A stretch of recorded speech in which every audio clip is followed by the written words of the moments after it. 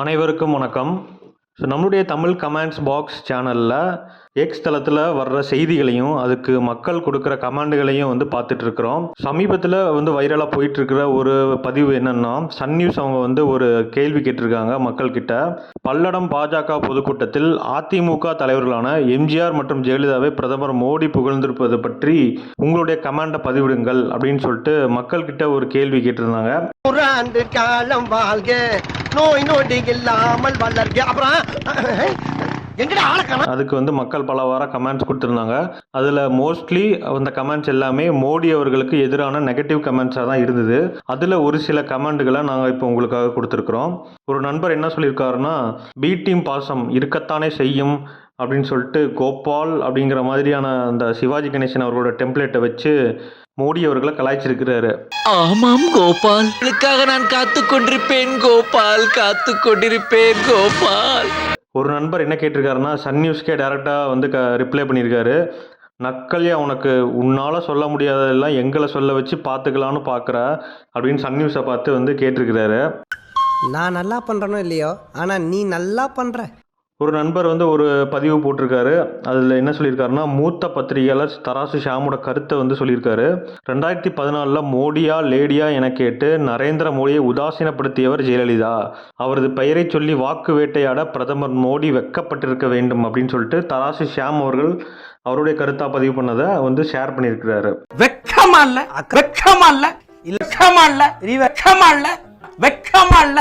ஒரு நண்பர் என்ன போட்டிருக்காருன்னா, உன் பேர் சொல்லி ஓட்டு கேட்க முடியாதுன்னு தமிழ்நாட்டு மக்களுக்கு நல்லாவே தெரியும்.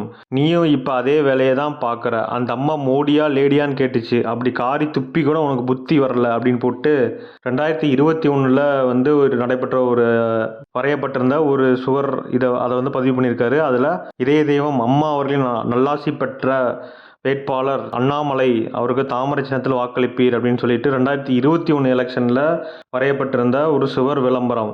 ஸோ இதை ஷேர் பண்ணி உன் பேரை கேட்டால் ஓட்டு வராது, அதனால தான் அம்மா பேரையும் ஜெயலலிதாவும் சொல்கிற அப்படிங்கிற மாதிரி ஒருத்தர் நண்பர் கமெண்ட் பண்ணியிருக்கிறாரு.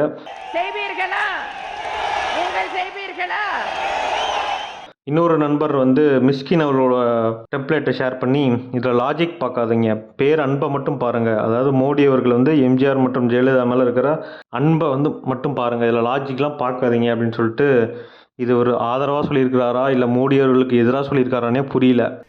ஏய், நீங்களா எங்கேந்திரா வரீங்க? வெள்ளையும் சொல்லியமா தொப்பையை தள்ளிக்கிட்டு உங்களுக்கு தான் சலை தானே வைக்கணும்.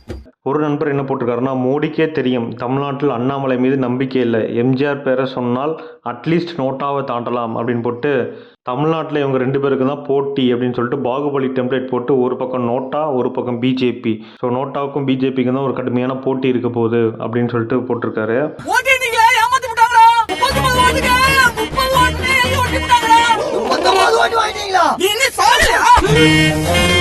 மற்றொரு நண்பர் என்ன போட்டிருக்காரு அப்படின்னா, சஸ்பென்ஸ், பிஜேபியில் இணைய போகும் 2 அதிமுக தலைவர் எம்ஜிஆர் ஜெயலலிதா தான். நடப்பது அதிமுக அணிக்கான தேர்தல் பரப்புரை, அடுத்து சுவர் விளம்பரத்தையும் யூஸ் பண்ணிக்கோங்க அப்படின்னு போட்டிருக்கிறாரு. எதுக்காக இது போட்டிருக்காரு அப்படின்னா, 2 நாளைக்கு முன்னாடியே பிஜேபியில் என்ன சொல்லியிருந்தாங்கன்னா, 2 முக்கியமான எம்எல்ஏக்கள் எங்ககிட்ட வரப்போகிறாங்க பாஜகலேருந்து அப்படின்னு சொல்லியிருந்தாங்க. ஆனால் அதுக்கப்புறமா யாருமே வரல. ஸோ அதான் இவர் சொல்லியிருக்காரு, சஸ்பென்ஸ், அந்த 2 எம்எல்ஏக்கள் எம்ஜிஆர் மற்றும் ஜெயலலிதா தான் அப்படின்னு சொல்லிட்டு நக்கலா சொல்லியிருக்கிறாரு. அதுல வேணா நடக்கலாம், அண்ணா திமுக ஒருபோதும் நடக்காது. மற்றொரு நண்பர் என்ன போட்டிருக்காருன்னா, பவர் ஆஃப் ஏடிஎம்கே அப்படின்னு போட்டு, வடநாட்டில் ஜெய் ஸ்ரீராம், பாரத் மாதா கி ஜே, தமிழ்நாட்டில் Jai Sri MG Ramachandra and Jayalalithaa Mata Ki J அப்படின்னு சொல்லிட்டு எம்ஜிஆர் அண்ட் ஜெயலலிதாவுக்கு அவங்க இறந்ததுக்கு அப்புறமும் இன்னமும் ஒரு மாஸ் இருக்கு அப்படிங்கிறத குறிப்பிட்டு அந்த பதிவு போட்டிருக்காங்க. உட்காந்துட்டு திமிரா உட்காந்துட்டு பேசிட்டு கூடாது. ஆளுக்கு பெரிய நீங்க தான் பெரிய அறிஞர்கள், பிறக்கும் போதே 6-7 மூளை வச்சு உங்களுக்கு படைச்ச மாதிரியும் நாங்கெல்லாம் களிமண்ணம் வச்சிருக்கிற மாதிரி மண்டைக்கு. ஒரு நண்பர் என்ன போட்டிருக்காருன்னா, எம்ஜிஆர் அம்மா இருவருமே பாமர மக்களுக்காக தங்கள் வாழ்நாளையே தியாகம் செய்தவர்கள். மோடி மட்டுமல்ல, தமிழகத்துக்கு அமெரிக்க அதிபரே வந்தாலும் இதைத்தான் சொல்லுவார். ஏன்னா வரலாறு அப்படித்தான் இருக்கிறது. சரி, ஏன் யாருமே கருணாநிதி பற்றி பேசுவதில்லை, நீங்க சொல்லுங்க அப்படின்னு போட்டு சன் நியூஸ் அவங்களுக்கே கேட்டிருக்காங்க, ஏன் கருணாநிதி பேரை பற்றி சொல்லலை மோடி அப்படின்னு சொல்லிட்டு அவங்களுக்கே அந்த கேள்வியை திருப்பி விட்டுருக்காரு இவரு. வாழ்த்துக்கள். சரி, போ லைட்டாக பொறாம போகிறாங்க. நல்லா க்ளோஸ் ஃப்ரெண்ட்ஸ் தான் சார். டக்குன்னு கொஞ்சம் பொறாம வெண்மத்தை கக்கிட்டு போகிறான்.